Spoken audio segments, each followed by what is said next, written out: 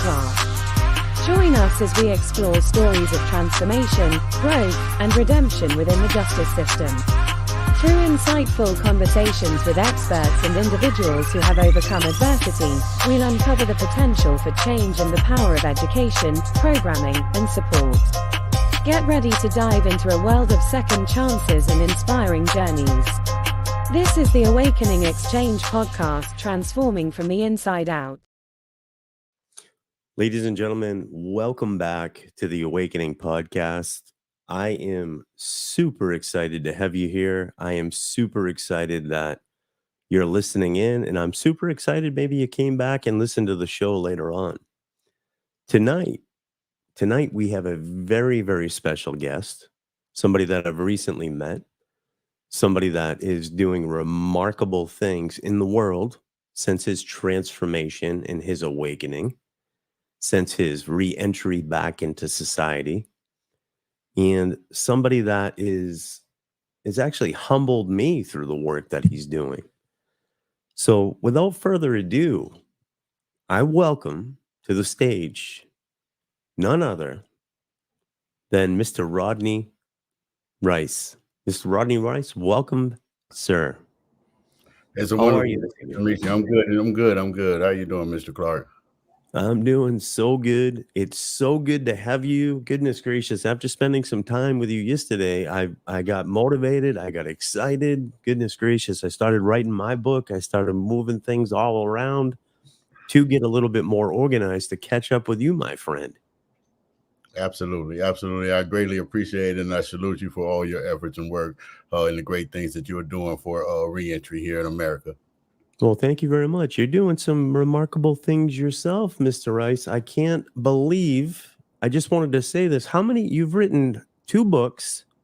You're working for an agency that helps folks in the community. You're out providing, I looked at some of the photos you sent me of you providing packages and providing support to the homeless in your area. So just tell me a little bit about you, and I think a good place to start is just tell me a little bit about you, what you're doing right now, and what's important to you. First, let me say that I'll start with that nothing that I say that is incorrect is I credit to me. If I say something good, it helps somebody, credit that to all those who never got their voice heard, who never got to see those transformations and stories told about themselves, whether they were incarcerated, whether they were homeless, whether they were addicted, whether they faced some type of mental illness, and their voice was never spoken. Give all the credit to them. Give the credit to Maria Morales, my fiance. Give the credit to all those like Orlando Roundtree, Adisha, Big H, and many others.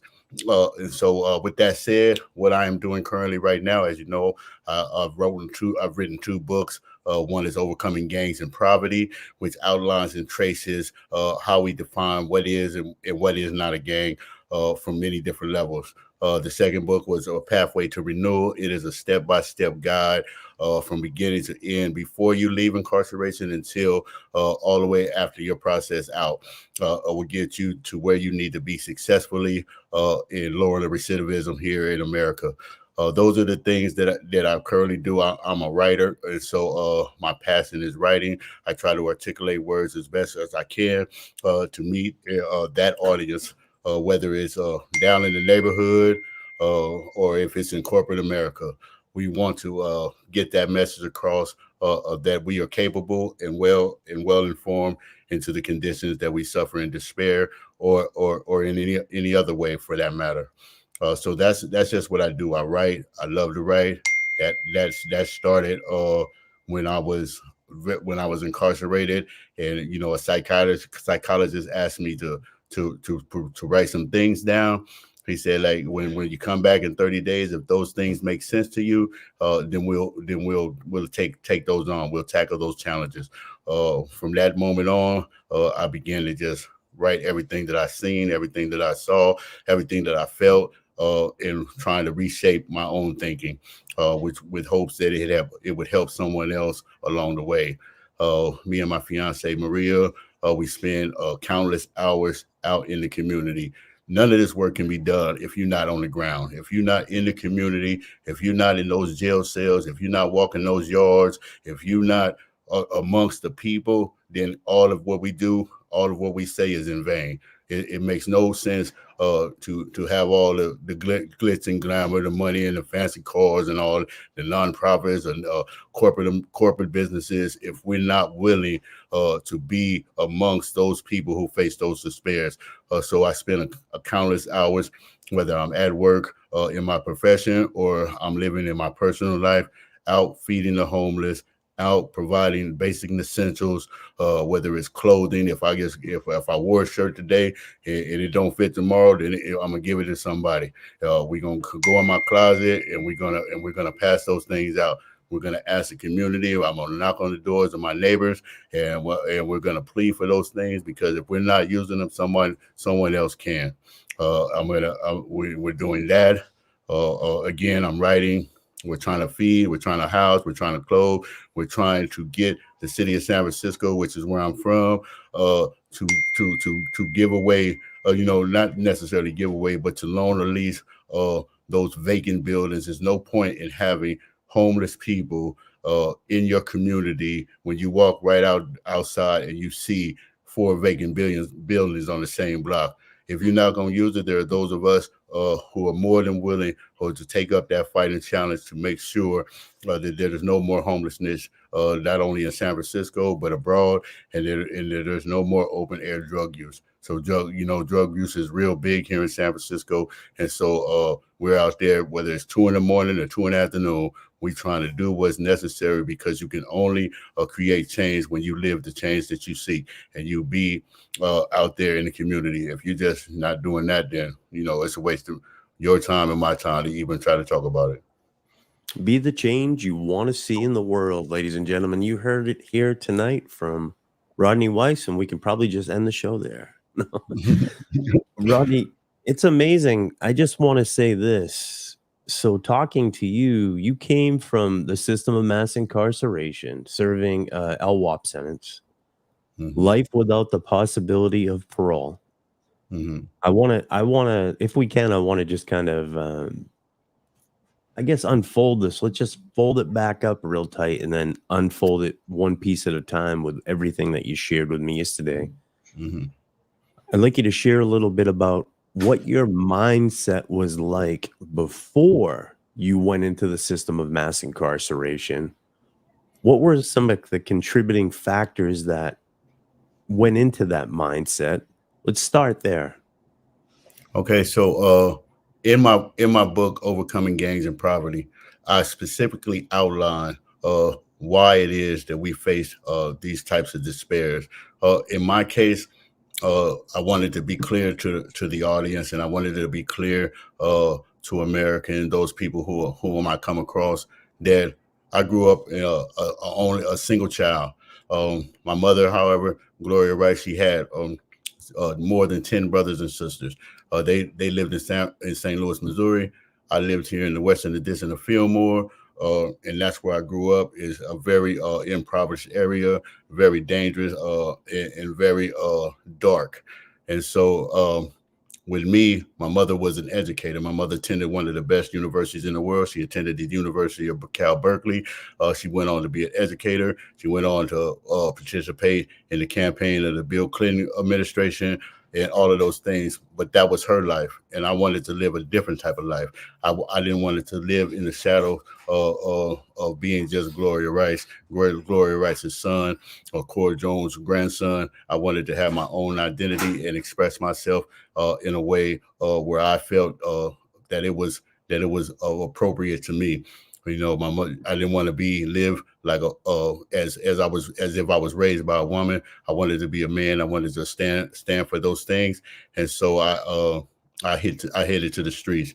I headed to the streets because I was seeking in my own secret kind of a thought, being accepted. And I wanted to, and I sought for that type of love and things. And so that's kind of how it started. I ended up in the youth authority, where I spent a lot of time. And then after I got out, I became very violent, very dangerous, very theft kind of a person, the drug dealer, all of the things that nurture negative thinking and behavior. I went to prison. When I got to prison, I had already lost hope. I had given up on myself. I had given up on the idea that I would ever return back into the society. And so I set out to set a name within that prison system, the California Department of Corrections, which at that time was called the California Department, just CDC. Ruth Rushing then came along and introduced educational programs, educational process, so that we could be better than what we were when we went there. That was to lower recidivism and kind of help in curbing our troubled thinking, and so I salute her for that, and I give credit to that for the change that I made. I was one of those ones. I didn't spend a lot of time like in prison. Like, I'm gonna go to the groups. I'm gonna be in the classes. I secretly done my studies, and I did those things with hopes that maybe one day, in the back of my mind, I would get out. But I really didn't feel like I was, and so that's how that kind of played out. I became a very violent. I spent my time in most of the most dangerous prisons here in California, Pelican Bay. I was a part of the Gladiator program, where we were being placed on yards to fight with other inmates of different races, just to continue that mindset that, of destructive behavior and thinking that we couldn't get along, or we couldn't make the decisions, to stand up for our own true identity. And that identity which was stolen and stripped from us with the purpose of control. And so I understand that now. And so one day, they came to my cell and said, "Hey, you're about to get out." And I was like, I felt really kind of like, what are you talking about? Like, that's never going to happen. And, I'm almost feeling disrespected that you would even suggest something like that. After I'm serving a 40 to life prison sentence, you have to keep in mind, the change never even crossed my mind until maybe 25 years into my incarceration. So, the idea of even thinking about trying to change who I was, that just was out.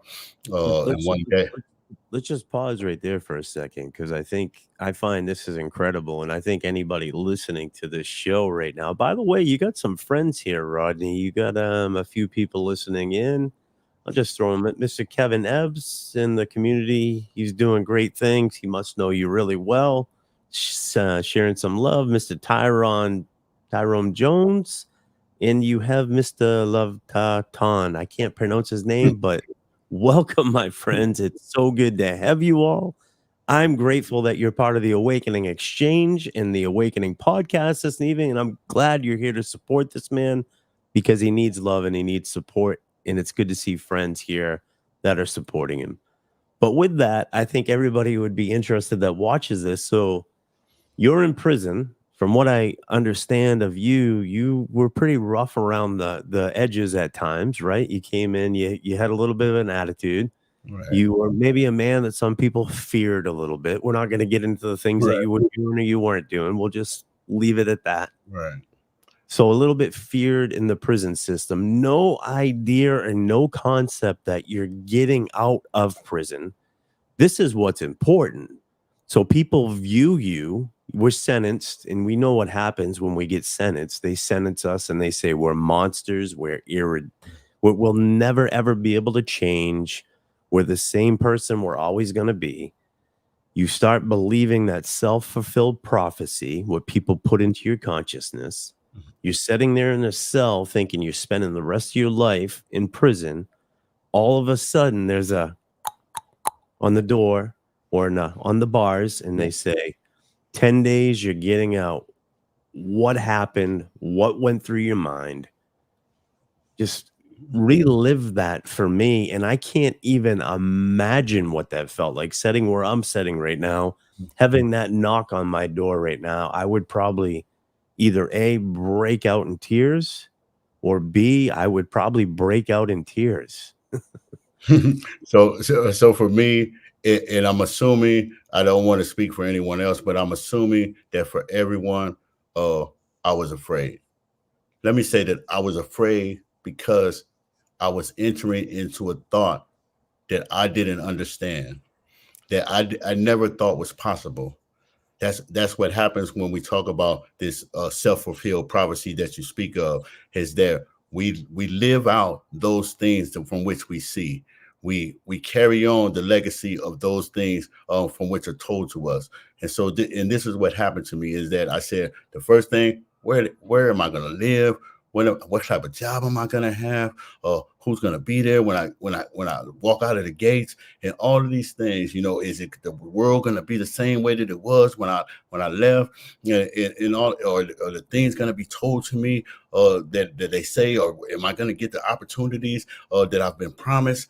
And all of those things, they never took place. And many times we say that that's what it is, but that's really not what it is. And I don't ever want to set somebody else up who's incarcerated to believing that you're going to get out, you're going to get the $100,000 job, you're going to live in a big fancy home and all that. You're going to have to put in the same type of work that you put into building those reputations that you built in that negative world, And I have to say, and there's a lot of people that I credit to my change.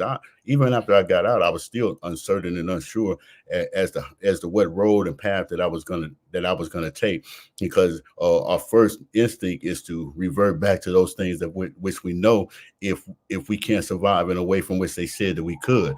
And so those were my first thoughts. I was in fear, but I knew that one thing was for certain: I was not and will not, under any circumstances, make going back to prison an option. So I'm not doing that. So that was my foundation, is that I had to tell myself repeatedly that, Rodney, no matter what happens, even believing or thinking that you're going to go back, that's out. And so when I got out, that's the thing, that's the process that I took.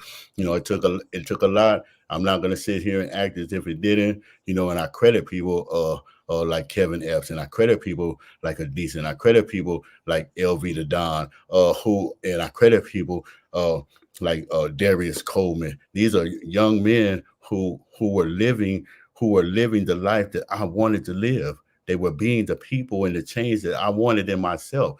And so I leaned on them to see, I look in the Hunters Point District, and I look in the Fillmore District, and Double Rock and Betrayal Hill, and all of these communities of despair. And I just didn't want that.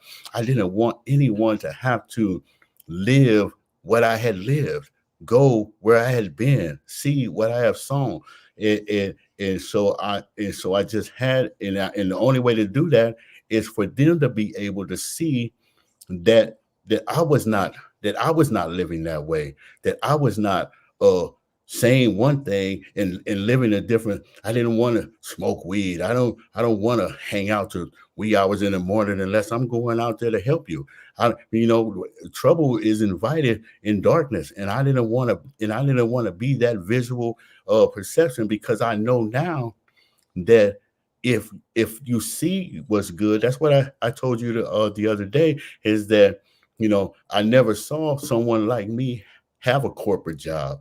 I never saw someone like me live in a nice place. I never saw someone like me have the support and love and the compassion that's given to many people that are not from communities where I'm from. And so what happened was, I had to be that, so that would no longer be the excuse. That would no longer be placing blame on what I didn't see. I'm going to show you what it looks like. You're going to see it from someone who has experienced it just like you have experienced it. And therefore, that's how I'm going to live it moving forward. And all of the people that I've known, whether it's Reginald Woods, who now works at St. Anthony's, this guy comes from a very bad place, and now he's with the diocese. So, Kevin Epps is in the community working with the New Bayview and doing the things, they're putting in the work that is necessary. Adisa is coming from Long Beach and Big H out of Southern California, and all of these people. So I saw these people and I was like, they're way, as far as I'm concerned, were far more advanced in their thinking. Darius Benson, who gave me the foresight to see that technology was the new world. And I love it. and it was no longer let's hang out, let's be on our pages, and this is real. We're in real business for change. At least I'm in the real business of change, and the only possible way to do that is to live it and be it, so that you can see it and live it and be it yourself. That's almost like a song. Live it and be it so you can see it. All right. You know what it is. I love that very much, my dear friend. It is fascinating to me. I've been in prison now for 18 years. Maybe some of you watching don't know this. Maybe you do know this. I actually run this podcast from my prison cell here in the state of Maine. And I'm praying every single day. I pray for that chance that my friend Rodney has. So that's why I admire him so much. I've been prepping for the sucker for 18 years. I got here. I've been working my butt off. This guy, he's in his cell. He gets this knock and he can change. And that's why I believe change happens within, and it happens that moment that you say it happens. Sometimes it can be a long process. Sometimes it can be a Mr. Rodney Wrice process where you can just change. You're thrown with a gift in your lap and you say, what do I do with this? Do I shit all over it? Excuse me, but do I shit all over it and not give it the love and the respect that it deserves? Or do I actually give it the love and respect that it deserves? And do I give it 110%? And then that's what it looks like to me. What happened and what can you talk about the transformation? I mean, we don't talk about this as men as a lot because we have that machismo like toughness, but talk about what happened in your heart. So what happened with me is that while I was in prison, and people that know me, they know, and some people that don't. So when I was in prison, like I said, I had cut everybody off. I didn't want to have anything to do with the outside world. I didn't want to have anything to do. I didn't even, even my friends that were close to me, like, I didn't, it was going to be hard to like deal with me. But my grandmother, Cora Jones, she used to write me with a number 2 pencil. Once a month, she would write me. She would, and you keep in mind, she's, in her 80s at this time, and she's approaching 90. She died when she was 104, and she would write these letters, and she would say that, whatever plan you have, Rodney, for yourself, I promise you that God's plan is greater than yours. He has a better purpose for you. And and keep in mind, it's just like anything else. The good news, I don't want to hear it. I'm trying to figure out how many burpees I'm gonna do on the yard right now. I'm trying to figure out who's next in the canteen line. So but that was my grandmother. She listened, and I would always tell her, like, she would ask, when are you getting out? And I would say a year, next year, next year, next year. And I continued this lie, and I continued to tell her this lie. And then one time, it was like, 10 years had gone by. She's like, come on, Rodney, like, seriously. Like, you think that I'm going to keep going for this lie that you're telling me? Just be honest and tell me the truth. And so I broke down and I said, Grandma, I've been sentenced to 40 years to life. I will never get out of prison. They say these things about your son, grandson. And she said, baby, thank you for telling me, for being honest. Live your life honest and be just, have integrity and morals about yourself, and just be a good person. The following day, I was called to the lieutenant's office by a gentleman named F.A. Rodriguez, who had gained a reputation for being stabbed in San Quentin and still coming and treating everybody fairly, whether you were a prisoner or a correctional guard. And he said that I didn't want anybody else to tell you the news. But your grandmother passed last night. I broke down, some things happened. And from that moment on, I said that I could no longer be that person to whom they call Kango in those days. I could no longer be that negative energy. And I chose to change my life. And no matter what anybody said, no matter what anybody felt, no matter what anybody thought, then and now, I will continue to press forward and be the best version of myself that I could be. And so that was my process. That was like, people say you get that bright light and, that light bulb comes on. When my grandmother passed, that was my light bulb. The opportunities that have been given to me That's incredible. since then, I appreciate them. But, again, I have no control over a purpose or a mission that's greater than mine. And that's where I'm living at now. That's so well said. I think this is so important because we have a criminal justice system, and let's face it, and let's be honest with one another. We have an overzealous criminal justice system that claims public safety is at the forefront of their decision making and consciousness. But the reality seems and feels like it's the new Jim Crow. We are locking people up at young ages. We are locking people even up at older ages. And we are operating from a place of like almost vanity and anger. And we're not operating from a place of restorative justice and healing. And because of that, that's why we have that 77%. We've had historically a 77% recidivism rate. And I loved what you said because I'm on page with you. Let's start singing stories of love and stories of praise for the people that are successful and really doing well in society. I love that because of this. When you think of Nike, what do you think of? You think of Michael Jordan. Yeah, you think, but see, this is the thing, and this is what I want to get come up.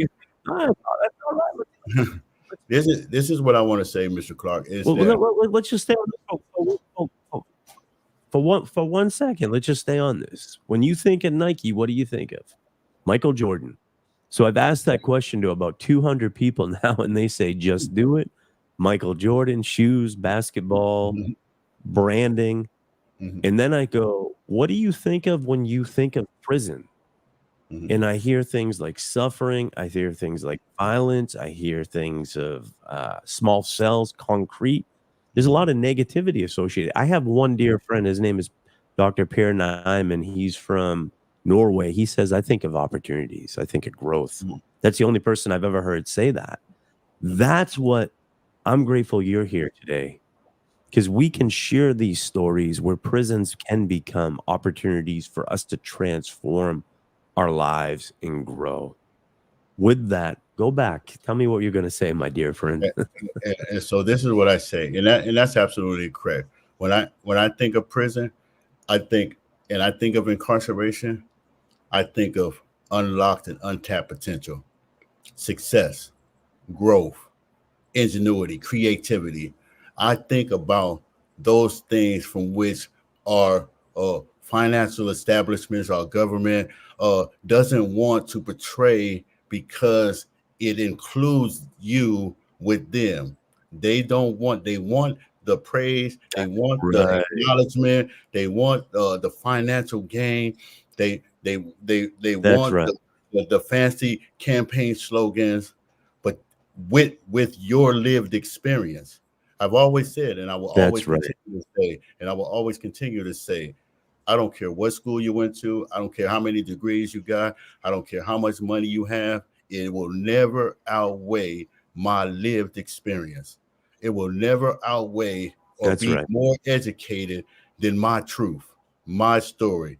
No one can tell it better than I can tell it. In fact, the books and studies that you write and design are because of my lived action, not because you did it. And so I don't want to spend time talking about all the negatives, because you profit from that negative. You profit when you say, let's show on TV, this person got shot, this person in the low income community, they're acting and being animals, and the incarcerated people, they can't change. And then when you have countless men and women who are in prison right now to this day, who are well educated, sitting and waiting for the opportunity to just open the gate so that they can come out here and show you that they are just as bright, just as capable, just as skilled as you are. And so this is an untapped Hey, resource. And if your thing is if your thing is that I want to make a whole lot of money, then you went the wrong route because you wanted to mass incarcerate, you wanted to lock away, throw away the key, and it got, and all that did was financially and emotionally bankrupt you in the end. Right. That's why we come back and we revisit and say, hey, we got to change these, these mandatory massive incarcerated sentences. And we need to start letting these people go because everything was running fine when we were just letting them go in and out. Right. We was making a whole lot of money and things was going on. But now that's right. we got to put the money in. And so now this is what I see. And I don't want, and let me be clear, Mr. Clark, I don't want to be that example that said he went back. I don't want to, on prison yards, say that, oh, if I get out, I'm going to do this and I'm going to do that. I'm not going to be an embarrassment for those people who deserve this opportunity that I was given.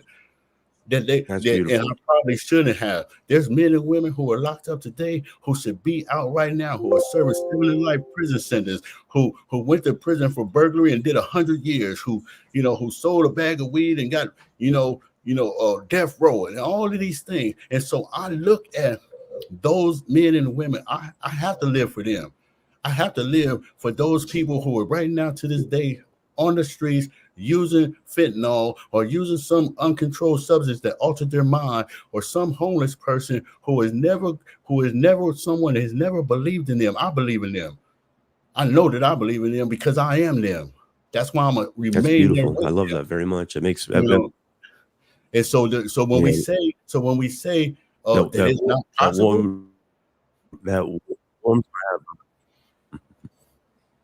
Yeah, when we say that it's not possible, I'm a living example that it's no, I said that warms my heart. Right, and so we have to start absolutely. We have to tell the story. We have to. 1% of long-term offenders go back to prison. They don't want to tell that story. They don't want to tell the story that there's countless men and women who get out of prison and who are successful. They don't want to tell that story.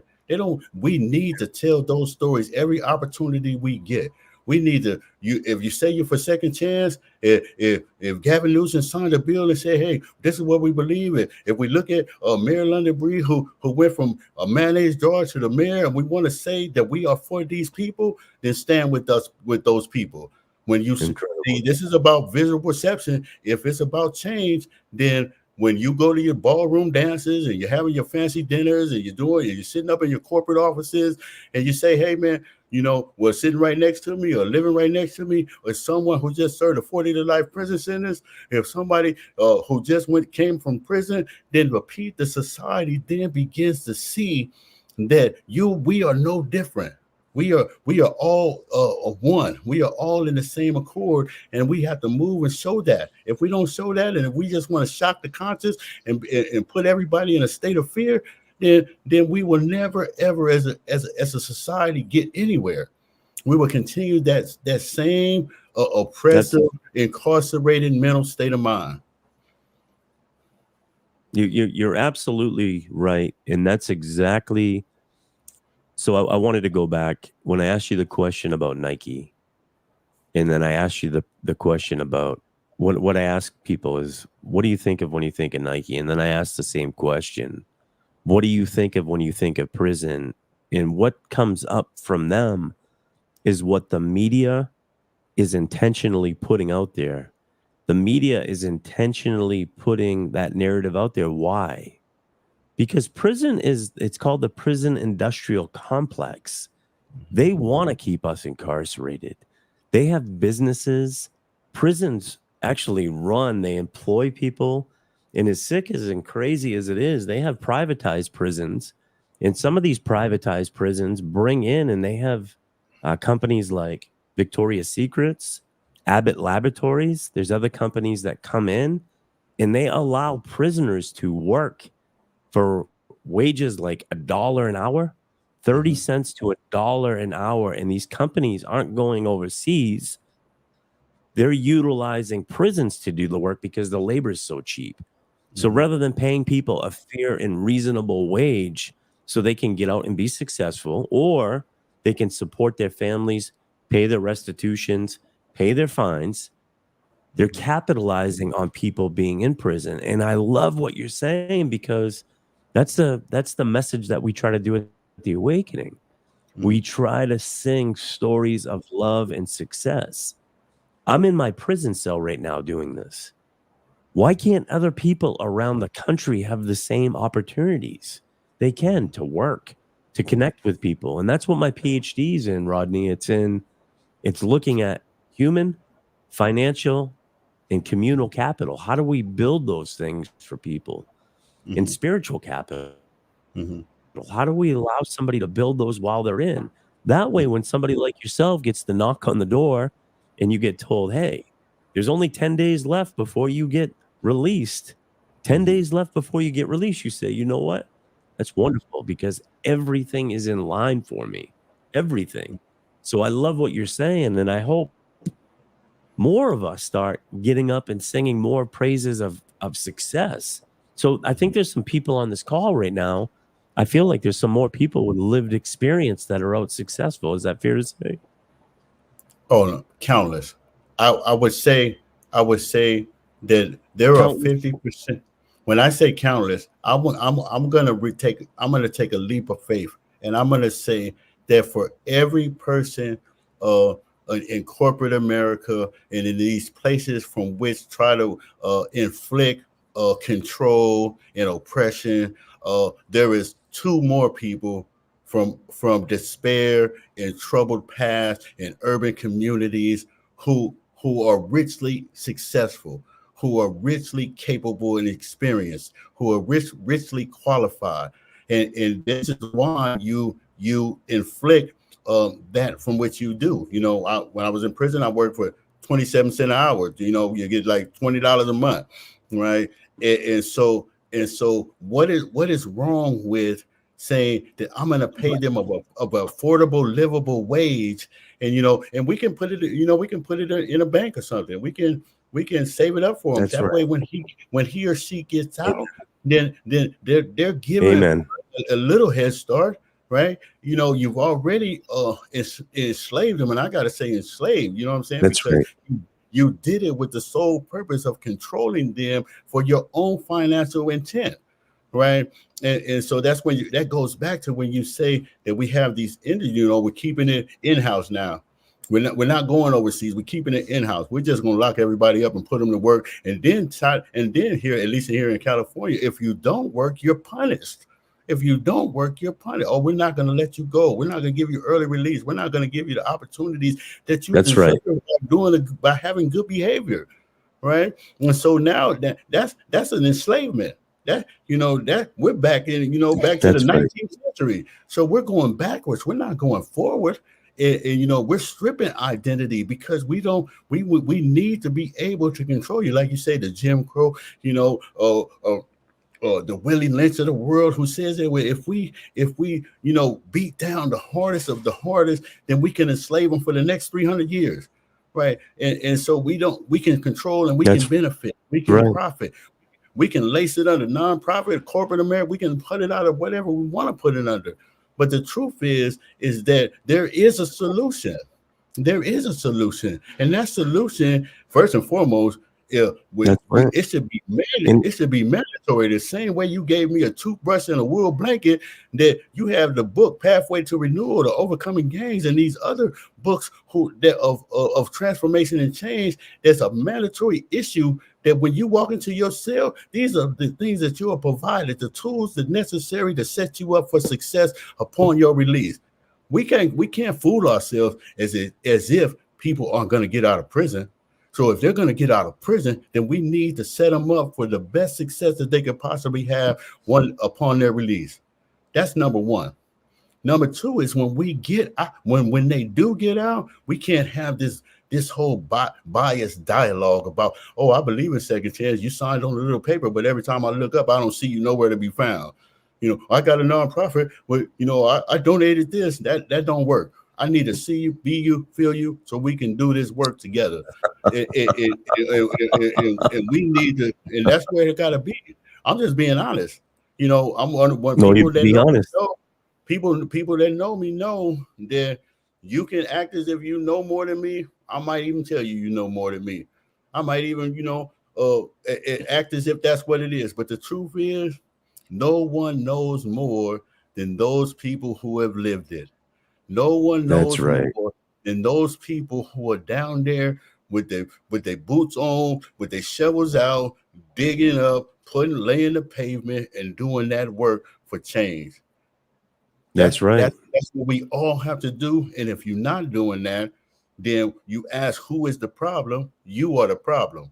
Let me be That's clear. You abs- are the problem, and I'm gonna tell you you're the problem. If you don't like it, then that's what it is. Because I'm gonna continue to press forward and create the changes that I want inside my urban communities. The signs and sites that I want inside of my American society. You're gonna have to persecute me, and sooner or later you put me in a public square, do whatever you got to do, but I'm not going to stop until every man and woman inside of a prison cell is given and afforded the opportunity to turn on their phone, to turn on their computer, and get the education that they need to succeed once they get out. I'm not going to stop until every person that's homeless or addicted or facing some type of mental illness is given the just and inclusion opportunities that they deserve. Right? Because you would want it for your children, you would want it for your family, you would want it for your kids, so that they want it for mine because I that's because right. I want it for yours. That's right. That's right. And I'm with you 110%. I feel that same passion. I feel that same drive. I feel like if we took the time to really look at each prison system individually, right? I'm in Maine. Maine, we have umpteenth different opportunities for anything for a PhD program, all the way down to a welding program, or all the way over, I should say, to a welding program, or all the way over to they have a dog program that teaching people how to train dogs, which is huge in today's society because we have so many traumatized people returning home from prison or returning home from the war that they need these dogs for therapy dogs. So there's so many different opportunities here that could be across the board in every prison in every state. And in addition, what I'm finding right now, there's so many jobs out there like telemarketing. We could do that right from our prison cell. There's no problem with that. But it's the power and control. They want to keep power and control over us. So I think that's one to be one of the obstacles and barriers to get over. I And think it it means takes. nothing. And That's it means right. nothing if you afford. Let's just say we give all our prisoners those things. It means nothing if Say why. if when I get out, you still close the door. That's right. You That's right. still, even if you provided it. I got the best education. I saved up all the money that I could save. I changed the way that I thought, and then I get out, and you say, "Oh, great job, Rodney! You did an excellent job. I like the way that you changed your life." Okay, well, why can't I have the same corporate job that you have with a livable wage is the same as you have? Why do you own a company and say that you pay yourself $200,000, but the very people you're trying to change, you make $50?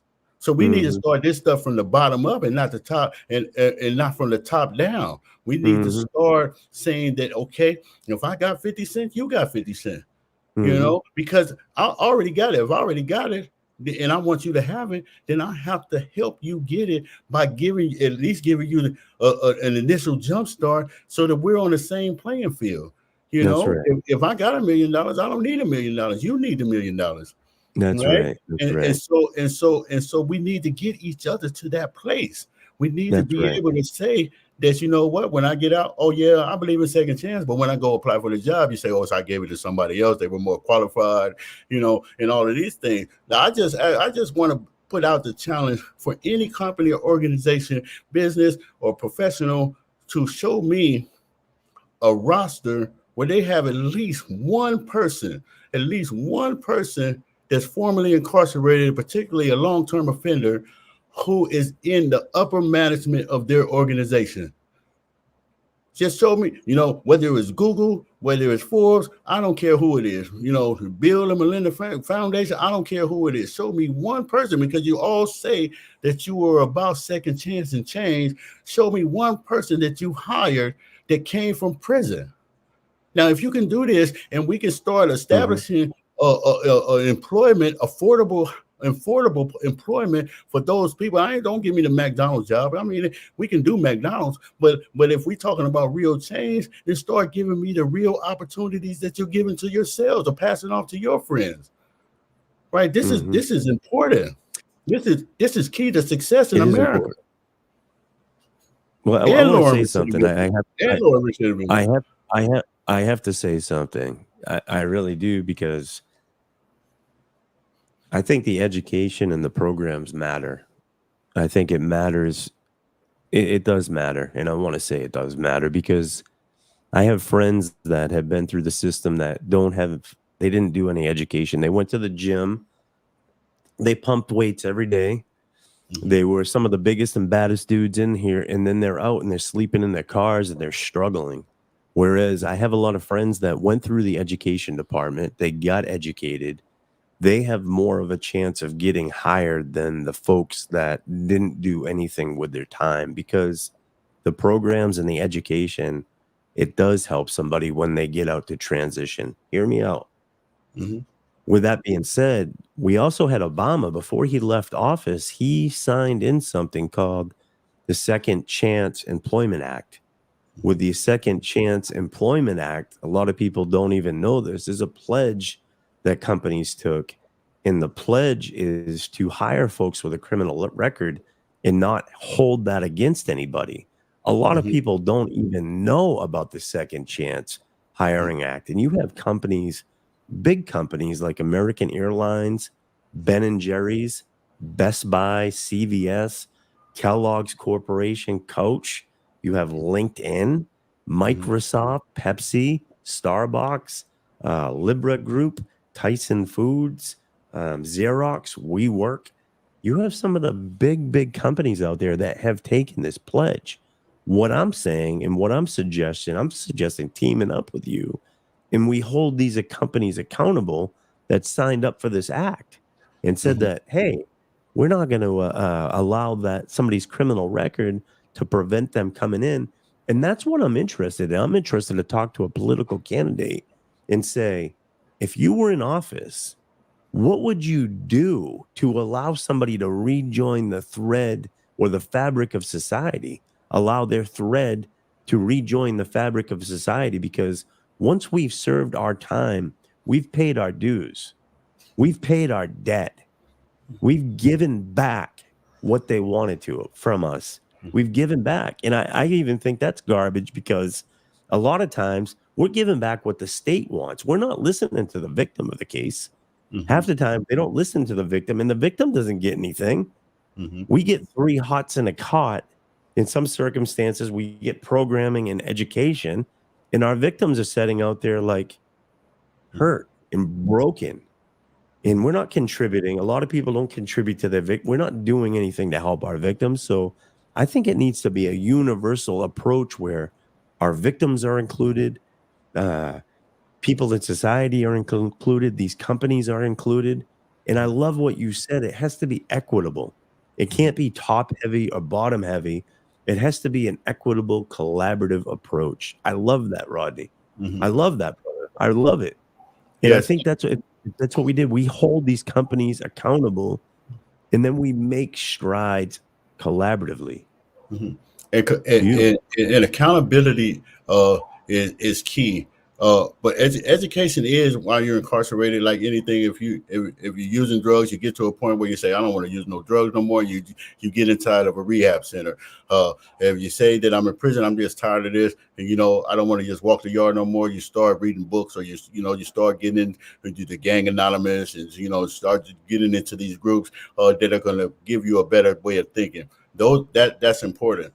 But when it comes to accountability and pledges, of course they've all made pledges. Oh, we believe in this. Barack signed us in, Gavin Newsom, they all support this, and they say, okay, well, we get by that by simply, we hired one ex-offender, or we hired 2 or 3 ex-offenders. We gave them a minimum wage. So I met the pledge. I'm saying that if you hire them, allow them to advance, allow them to grow with the Allow them company. to advance, brother. And Yes. so whether they stay with you or move on or however it is, then it begins to filter itself. It begins, the process begins to grow. You can't just say, oh, because I hired somebody that been to prison, that I met the standards of the pledge. We're saying Mhm. allow them to advance. And that's why I say that I challenge these very people who have made these pledges to show me people on their roster, who are in the corporate part, who are in the upper management of their establishments and companies and grow, so that they can, so that we can then begin to see, what it looks like. For those of us that been to prison, or for the society to say that this really does work by employing them, it lowers recidivism, by educating them, it lowers recidivism, by giving them the opportunities and standing side by side with them, gives a different type of a narrative for those people who may question whether someone should be out of prison, or given a second opportunity. Right? We need to show those examples. We can't say that I pledged for the Second Chance Act and then only hire you as the mailman, right? That's that that Right. you, there you go. So, There you, that so, that's the so reality right there, so that's brother. the truth of it, especially like here, at least in San Francisco alone, you got to have $35, $36 an hour that's like 2, 3 jobs just to pay the basic rent.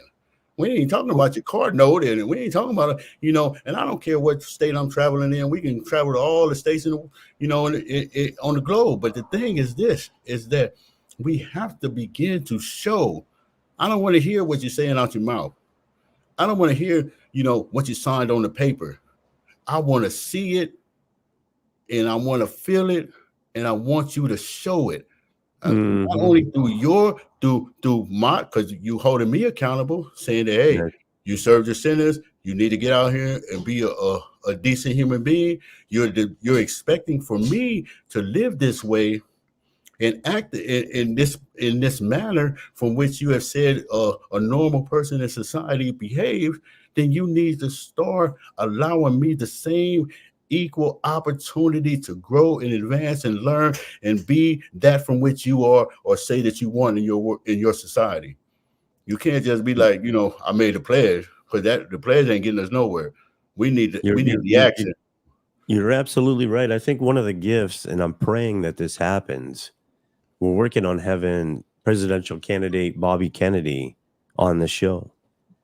And these are some of the things I want to bring forth to him, because I actually believe in his mindset, and I believe in his approach, and what he doesn't really understand, or maybe he does. I think he definitely understands it, because he's a very educated man. I think he needs to understand and hear from us a little bit more that we really, really, really need to stop being judged by the worst choice we've ever made. We're all redeemable. Human beings are all redeemable. And to really be let back into society, you can't spray like a repellent on the fabric of society. So when we try to get back into it, it's like, nah, you can't join. No, you can't join. No, you can't join. No, you're not part of this. And it's like, that doesn't feel good. Everywhere we turn to get back into the fabric of society, we're getting stiff armed. It's like, nah, you're a felon. No, you're a felon. No, you're a felon. No, and it's like, I served my time. I've done what I'm supposed to do to I paid my dues. I paid my dues, and you're exactly right. And they're like, "Oh, well, okay, you can be in the mailroom." And it's like, "No, no, no. My credentials aren't in the mailroom. My Mhm. credentials are like top of sales, or my credentials are like up in the executive offices. That's my knowledge, and that's what I have." But these companies, because they spray on that fabric and they spray on that like repellent, and they think in their consciousness, because of what the media puts out about us, they don't allow us to come back into the fabric of society. Mhm. That's what we need to heal, my friend. Exactly. You're on point. And absolutely, and one of the things is that when we get back, of course you can judge me for all the things that I've done horrible in the world, and I take accountability, and I accepted that, because I did those things. I'm not one of those people say I didn't do it. I did those things, right? I Hmm. I should have been punished for the wrong things that I done. I should be apologizing to victims all over the world. Every time I think about the things that I've done, I would spend my lifetime trying to be apologetic for the things that I've done. I'm just talking about me, the things that I've done. But once you see that I'm trying to make it right, I'm trying to be productive in a positive way, right? You can't say, well, you used to do this or you used to do that, or I'm gonna place the blame on this. You have to acknowledge that growth, that change. You have to be able to say, because what happens when I say, okay, well, I don't like the way you eat cookies. I don't like the way, the type of job you have, right? And now I start judging you for whatever it is. Because that's what you're doing to me. You're judging me based on things that I That's right. did that you didn't like. Things that I did that you didn't like. Hmm. Now I begin to judge you for things that you've That's right. done that I didn't like. So we get nowhere, right? Because we can go back and forth about that. But let's start judging each other for those good attributes from which we all display. We don't want to look for in a human being for That's the right. worst things that Amen. they've done. We want to look for the good, because we were all That's inherently right. born to do good. Right, and so we wanted Hmm. we want to display that. If I got something negative bad to say about you, I shouldn't be saying it at all, because I want to show you in the That's most right. positive light that I can, especially coming from That's an right. urban community, or despair or struggle, or That's a right. condition that you inflicted on me when this whole trauma occurred. Because that's what this is. This is in raw, uncut version. This is a mental illness played out as an adult. Childhood trauma played out as adults, right? From a society that has uh, uh, perpetrated an act of oppression for the sole sense of control, right? What happens when America, we say, we go to another country, we say, are you with democracy? Yes, no, bomb them, blow them off the planet, right? And until they are with what we say that we want, right? And so if we want change here in America, if we want to lower recidivism, then we need to start bombing that stuff. We need to start eradicating those judgments. We need to eradicate that idea that I need to say a person is what they were yesterday. Well, today, I can do almost anything with technology. Today, I can, I'm a prolific writer. Today, I can speak appropriately. Today, I can do all these things to nurture young people into doing the right thing. Right? I was good at it when teaching them to do the wrong thing. I'm good at teaching them to Hmm. do the right thing. And so you have to be able to say, you know what, you just did 33 years of your life. Like I'm only 57. 30, 30, I'm only 57. 33 years of your life. Let that resonate. I'm 57. I spent 33 33 years of years your of life. that 57 years in a 8x9 cell. In an 33 8 years of by your 9 life, my brother. cell. Hmm. 33 years of 57 years of being on the earth. I spent in an 8x9 cell. And I still. So now let's listen to this. And I ask you to please listen to this. I'm 57. I served 33 years of my life inside of an 8x9 cell. And yet still, I did not come out bitter, angry, and frustrated at my society or the people within it. In fact, I came back saying that I can do better. Me personally, I can do better. You can do better.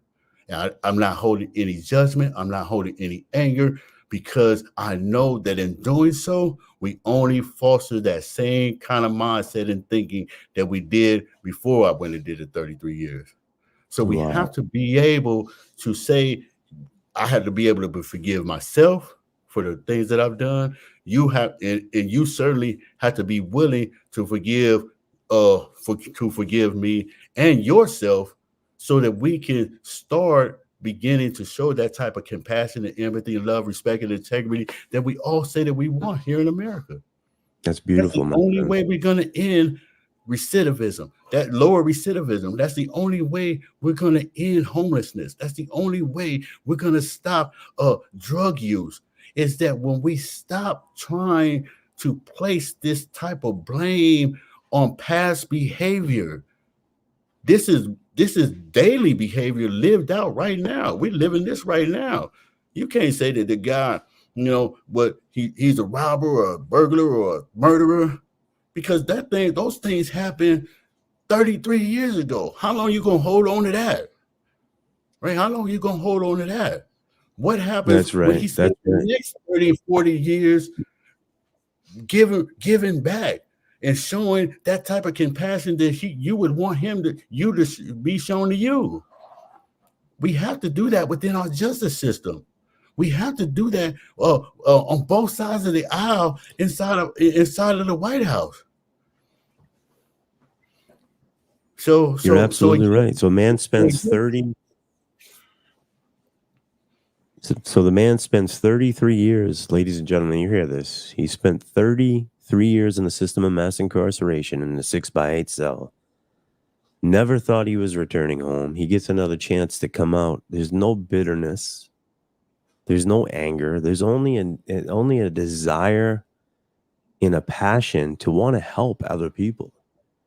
And that to me speaks volumes about potentiality. And that to me speaks volumes to the nature of your heart and who you are and the work that you're doing and the amazing things. And I just want to welcome you into the Awakening Exchange. First off, I see that you registered on the site. I think you're getting your bio done and putting your bio in, right?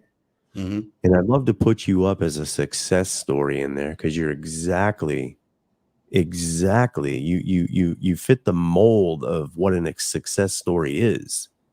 You come out of prison, you're not screaming and you're not mad, you're not stamping your feet that you're a victim. In fact, you're empowered. You're utilizing your story as a way to be empowered. And what I'd like to do real quick is I'd like to just bring up a couple photos. If you could just talk a little bit about these photos and maybe the work that you were doing in these photos, that would be great. Absolutely. So that photo was a particular day when my fiance Maria and myself we were out. Like I said, we go out, weekly. We usually do it on Fridays and Saturdays, where she cooks, and we provide meals to those people just right here in our community, who are homeless, who don't have something. And it's not like, we're going to give you a bologna sandwich. She's going to actually put her heart and spirit into cooking the food. We're going to make sure that we can get it to you while it's still warm, but you may be out there, doing what you're doing, but you got a meal. We're going to give you a toothbrush, or, whatever we can get on hands. When people are willing to give us, we're trying to give it back. If we make some money, we try to, put it into that.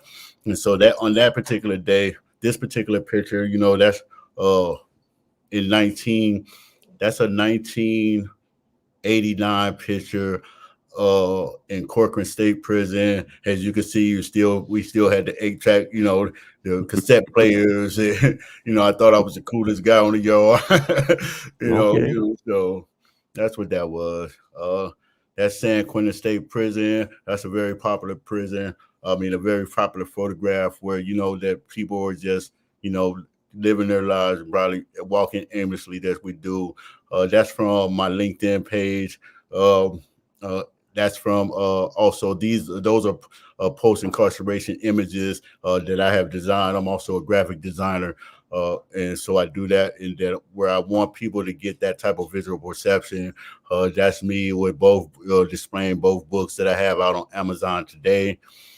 Um, and it's just, that's my image of saying that this is the unlock. He has the suit on, he's ready to go. All you got to do is open the gate. Open the gate. Beautiful. Let's unleash it. Let's unleash that potential that you tried to so many times enslave and incarcerate for your own benefit. That is brilliant, brother. That is absolutely and positively brilliant, by the way. Right. And this is take we action. A couple more. Yeah, we just want to take action and stop, talking it, but living it. That's beautiful. Absolutely and positively beautiful. That's my photograph. That's an old prison picture when I was arrested. They took the mugshot picture. That's, you can see it, most of it where it clearly says that this is a CDC photograph of them imaging me, as the monster that they said that I was, versus the image that you see in front of me successfully succeeding in publishing 2 books and moving on with my life after that. Very That's I don't know where that picture came from. That's yeah. Wait, I think that's from Boys in the Hood or something. I think that's from Friday. I think maybe that's where Friday, the question. right, from Friday. Oh my God! Hold on, there's a resemblance there, Rodney. Oh my gosh! That guy looking mean right Oh there. My gosh! I got you mixed up with Debo. Right. Wait, one more time. Yeah. So, at the end of the day, I just want to say that, again, it doesn't matter what state I'm in, where I'm traveling, where I'm speaking, what I'm writing, is that, I'm not the success. I'm not the change. I'm not the, like you say, I'm not the success story. The success story is laying outside of your doorstep right now in that urban community who has not been given the opportunity that I have been given.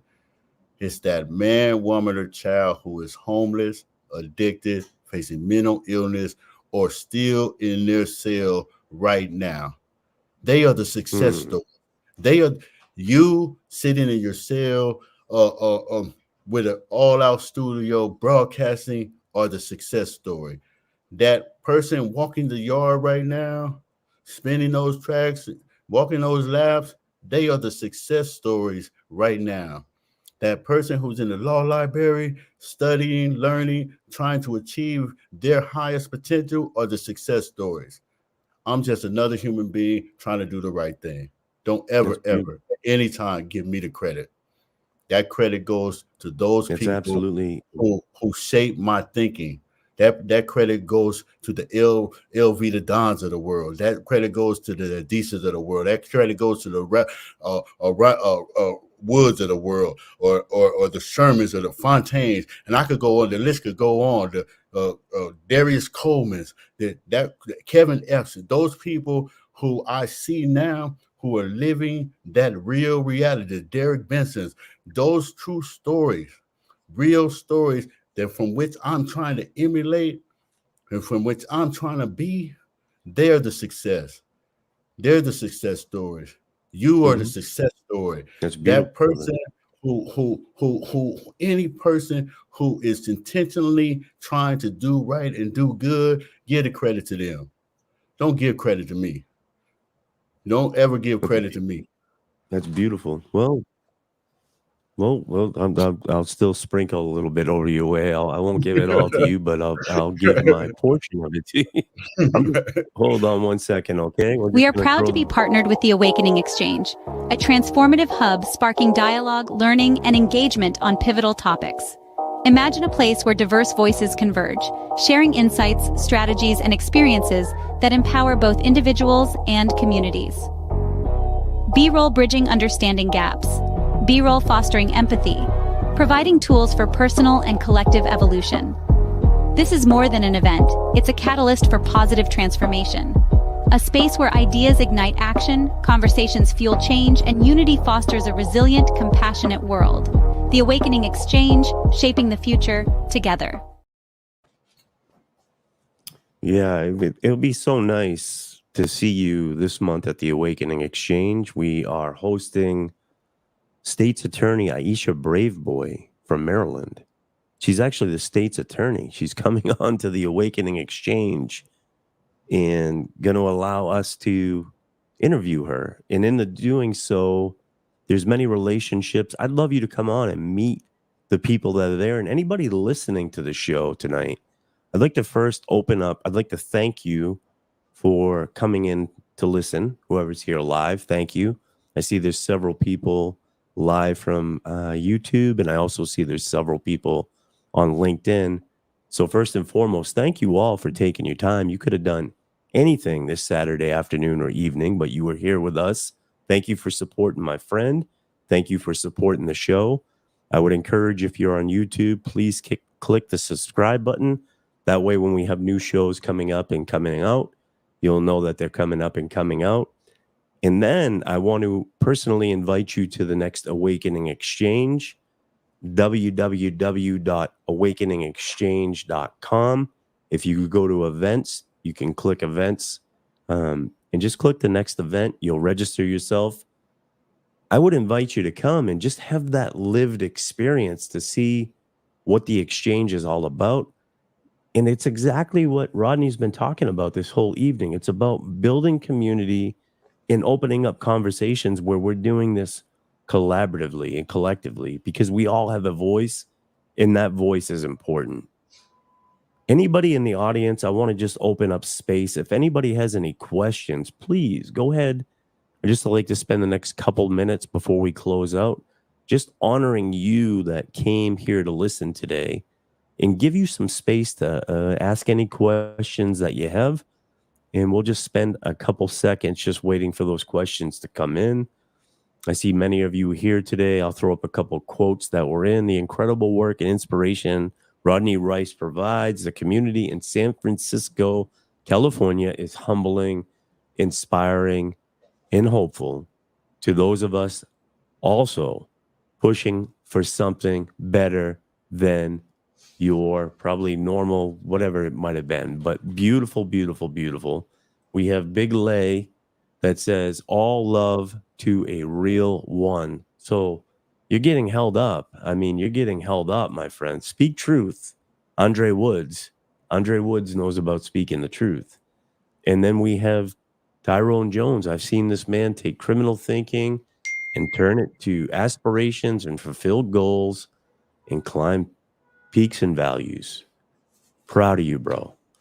Would anybody like to come in with a question? I'm just looking at the comment section right now. If you want to put in a question or you want to put in any comments, I'd love for those to come in. I'd love to post those before we get off the show. And then I want to invite you all again to the Awakening Exchange on November 28th. Aisha Braveboy. It's going to be a remarkable event. I mean, it's going to be a remarkable event, and we would love to have you all come. Any thoughts from you, my dear friend, before we close out? Anything you'd like to hear? Because you got to remember, there'll be hundreds of people that listen to this on their own time. What would you like people to know about you, and what would you like people to know about the work that you're doing? How can we lift you up right now? So what I wanted the people to know about me is that at the end of the day, Rodney Wrice, formerly known as Kango, who murdered that guy a long time ago, who grew up in the western edition of Fillmore, was a very bad person, but in the end, became the best example that could be set forth in being the best person and best version of himself. You know, I could give credit. There's so many people that I could give credit to that sometimes I don't even remember all their names. But I want to be remembered if I die today as a person who finally found his way and tried to demonstrate that so that others would never have to experience the things that I've experienced. I don't ever want to see a young person go to prison. I don't ever want to see a young mother who can't afford to provide for her children. I don't ever want to see a society that where all people are not included. And so that's how I want to be remembered, and that's how I hope to rest one day. And I'm not going to stop doing what I do until in every state, in every jail, in every Congress room, books that I've written, or on the desks or tables of those people who need and deserve to read them, and so that they can be the best person that they can be. With that in mind, again, like I said, none of the credit goes to me. Anything that I say that is incorrect or false, that in a way that may be perceived wrong, credit to me, and to my own devices of getting it wrong. All credit is always due to the community and those people to whom never got their voices heard. Above all things, I want to say thank you to my fiance, Maria Morales, who has always inspired and given me unconditional support and affection in a way that I never knew when it came to the family dynamic and just how and how to be a man. You know, none of the work that we do is ever done singular in a perspective of where it's just about self. There are a lot of moving parts, a lot of components, and a lot of people, and so I'm just a voice trying to spread news of hope and compassion and empathy towards a better America. That's beautiful, my friend. That's beautiful, and so grateful for Maria. I'll just give a moment, sending out a lot of love, a lot of thank yous for supporting our friend, because behind every strong man, we know there's a strong woman. And just thank you so much for the love that you're giving this man and the kindness. And we had a couple of really nice, very proud of you. Vincent said, very proud of you, big brother, Rodney. This is Vincent. And then Andre Woods said, will there be another conversation, opportunity for dialogue between you two incredible men? And I would say absolutely. If you'd like to come back on the show, we'd love to have you. Maybe we could talk a little bit about the service work you're doing on the streets. We could say if there's a way to team you up with other people, and then we could figure out what you did with Ice Cube's chain from Friday. I don't know where you got that. I have no idea. I just want to say this to you real quickly. If anybody's watching the show, he's even got he's even got the shirt on. I mean, right. you even got the shirt on, my dude. That's okay. There's no judgment. There's no harm. There's no foul. Before we end, I'm going to throw up this little clip, and then we'll wrap up. Hi, ladies and gentlemen. Stephen Matthew Clark here, and I am so excited to announce to you the Awakening Exchange on December 28th, 3 o'clock to 5 o'clock Eastern Time. Be there. This is going to be an amazing event. The Honorable Aisha Braveboy, State's Attorney for Maryland, a woman who is making remarkable changes and working on remarkable changes for the system of mass incarceration in Maryland. She's going above and beyond, and she is a trailblazer in many different ways. Aisha Braveboy is following suit with what we're doing here in Maine. She is an incredible human being. She's excited to share with the Awakening family, and I am excited to interview her.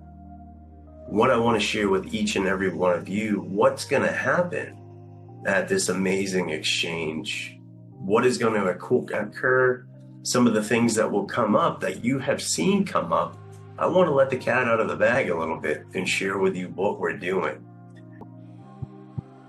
What makes me so excited about this exchange is when we come together, we operate by asking questions. We don't feel like we have all the answers. In fact, that's why we bring people together, so we can have a collective experience.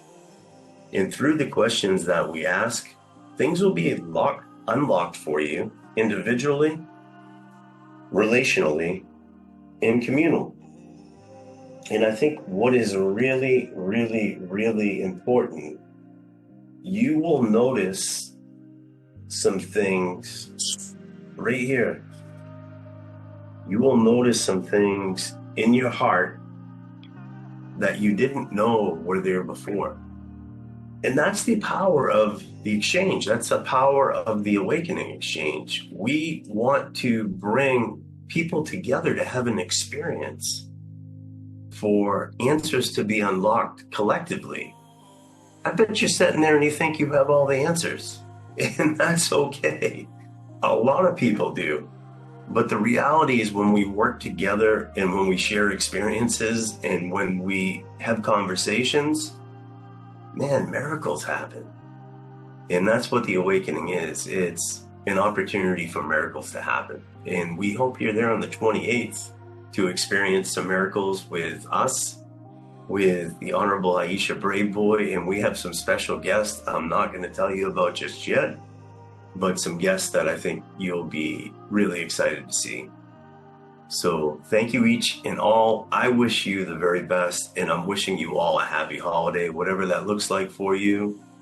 Many blessings, and remember, it's all about the gratitude that we hold, and it's all about forgiveness and letting go.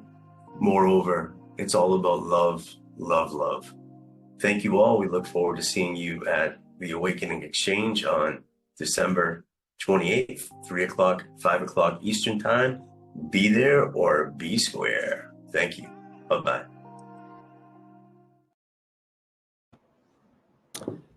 So I hope and pray everybody on this call, I hope Miss Maria, I hope your whole entourage, I hope even Ice Cube, that's forgived you for taking the chain, may show up. I forget the guys.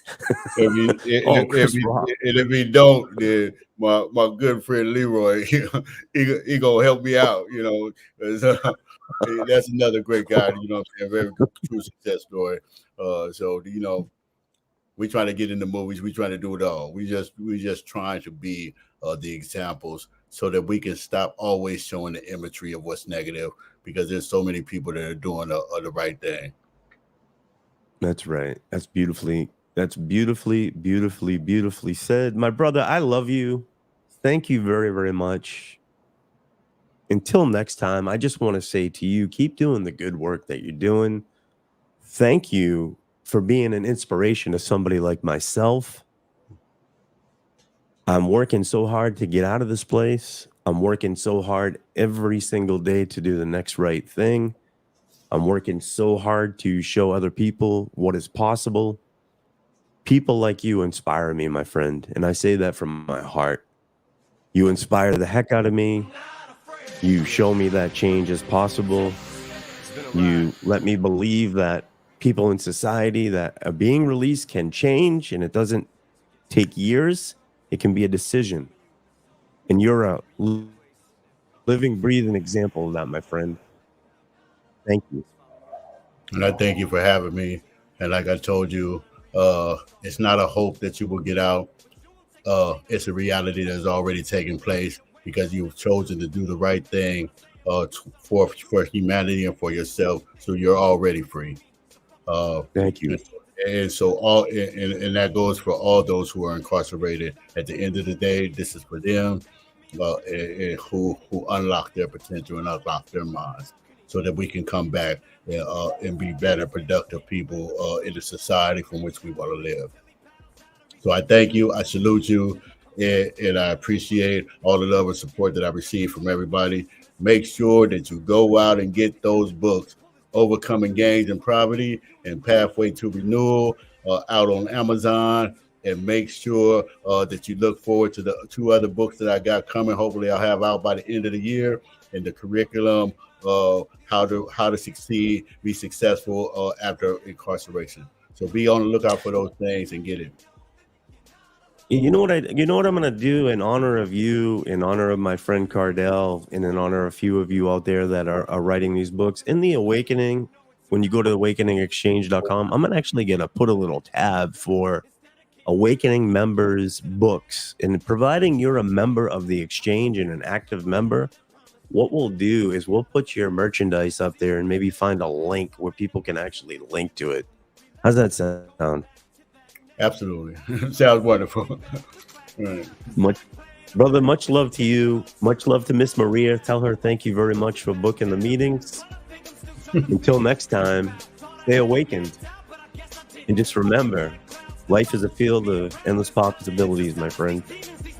Life is a field of endless possibilities.